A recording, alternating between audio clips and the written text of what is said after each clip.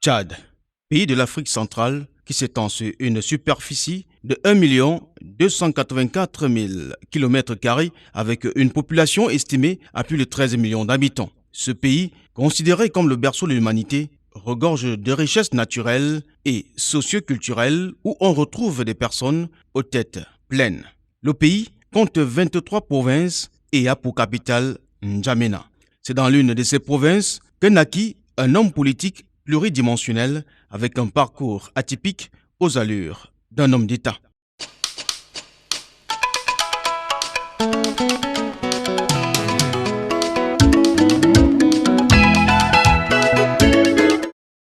Cet homme, le voici. Il se nomme Abderrahmane Djasnabay. Il voit le jour le 8 juillet 1952 à Hadjer, dans le Bata, mais est originaire du Mandoul, plus précisément de Koumra, à environ 600 km de la capitale N'Djamena.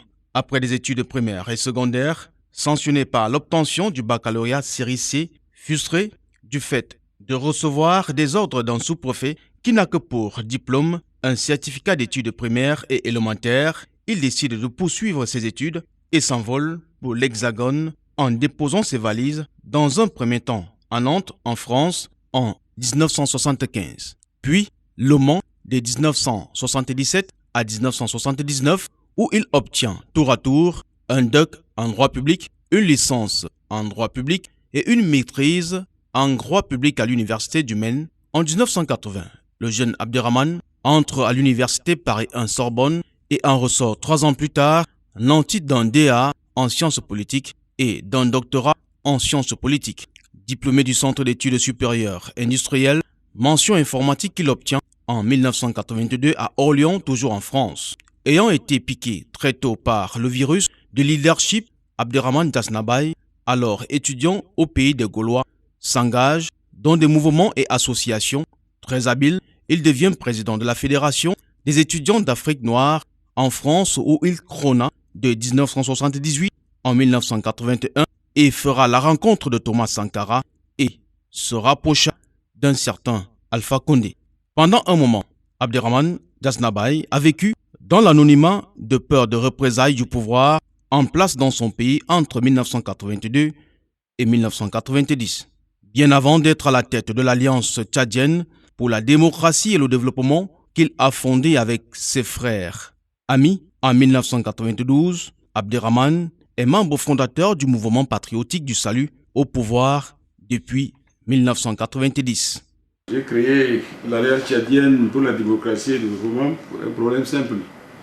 Parce que, comme vous le savez, 1989, c'est là où nous avons, avec mon ami et défunt actuellement, Ousmane Gam, un grand révolutionnaire que tout le monde connaît, que tout le monde connaissait. Et arrivé ici, nous ne nous sommes pas entendus sur un problème essentiel qui touchait à la question des droits de l'homme. Quand nous sommes arrivés ici, moi je suis arrivé ici le 18 décembre 1990, parce que je ne suis pas venu le premier. C'est eux qui étaient venus, ceux qui étaient dans l'armée, qui sont venus avant, et nous autres qui étions à Paris, donc je suis venu ici. Arrivé ici, j'ai constaté qu'on a envoyé des missions pour chercher les gens de la DDS, ceux qui torturaient à l'époque du Sénabré, qui s'est soldé par 40 000 morts. La DDS à l'époque, c'est un peu l'équivalent de l'ANS aujourd'hui. C'est le service de documentation, service de renseignement politique. Donc nous avons, avec beaucoup d'amis, d'autres amis, nous avons estimé que notre rôle n'était pas d'aller chercher les anciens tortionnaires ou les anciens de l'UNIR, du Sénabré qui étaient sortis, qui étaient à l'étranger, notamment à Marois ou à l'étranger, et de les ramener. Notre objectif principal, c'est d'abord de faire un livre blanc pour constater la situation. Et on devrait s'occuper de ceux qui étaient en prison et ceux qui ont souffert. Faire l'état des lieux, s'occuper de ceux qui ont souffert à l'époque de la dictature du Sénabré. On a constaté que les gens sont allés les chercher et nous n'étions pas d'accord. Et à part de là, le président Compaoré, puisque Sankara était déjà mort, le président Compaoré était venu 2 fois ici, dans la nuit ici, pour essayer de nous réconcilier. Ça n'a pas été possible. On ne s'est pas entendu. Sur la ligne Assure, entre ceux qui étaient là et nous qui sommes venus, il y avait une différence nette. Nous avons voulu du renouveau et ceux qui étaient avant avaient pensé autre chose. Donc on a dit, bon, dans ces cas, comme il n'y a pas d'entente, il fallait que chacun, c'est la liberté. Nous avons milité pour le multipartisme intégral. Il faut maintenant, nous avons créé nos partis. Donc beaucoup de gens sont allés créer, notamment le docteur Nahor, avec lequel nous sommes arrivés, il a créé son parti. Nous autres aussi, moi j'ai créé la TD avec d'autres amis, avec certains députés qui sont là, les Salibou et d'autres, l'ancien Premier ministre Pascal Otemnadji, l'ancien Premier ministre défunt Medeman, tout ça on a créé ensemble.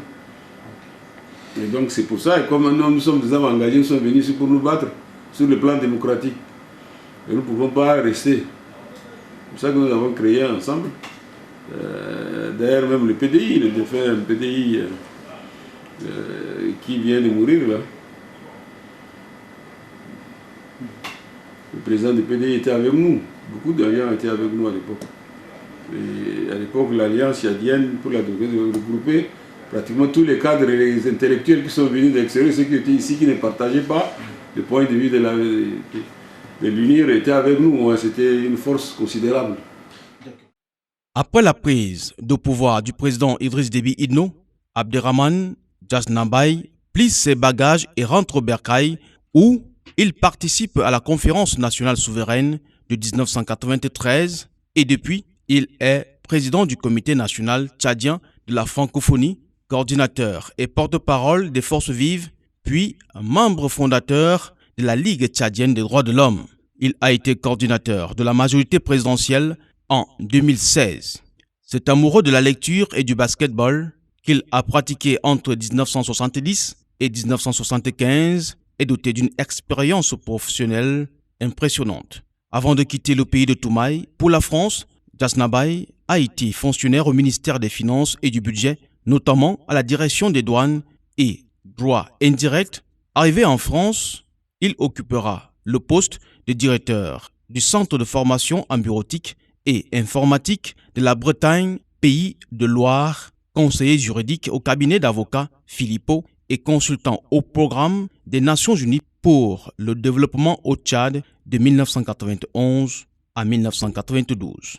Abderrahmane fait son entrée au gouvernement en 2005 et y est resté jusqu'en 2018, année de la suppression de la primature, alors qu'il était conseiller spécial et secrétaire au cabinet du Premier ministre.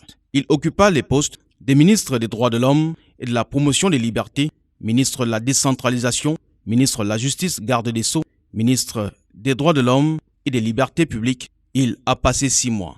En 2008, à Massaguet, avec 4000 hommes sous ses ordres, en tant que ministre résident pour faire face à la rébellion avec tous les pouvoirs exceptionnels.